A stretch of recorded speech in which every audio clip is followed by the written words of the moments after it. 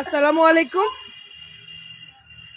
এই গোলাপ গাছের বয়স কম করে হলেও 20 বছর হয়ে গেছে। দেখুন মার্শাল্লাহ, বয়সের সাথে সাথে এর যে মানে ফুল ধরছে, মার্শাল্লাহ মার্শাল্লাহ।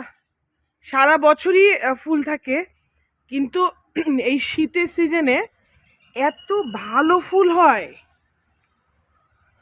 এই যে গাছ ভর্তি ছিল, আবার গাছ ভর্তি কিন্তু কলিও এসেছে।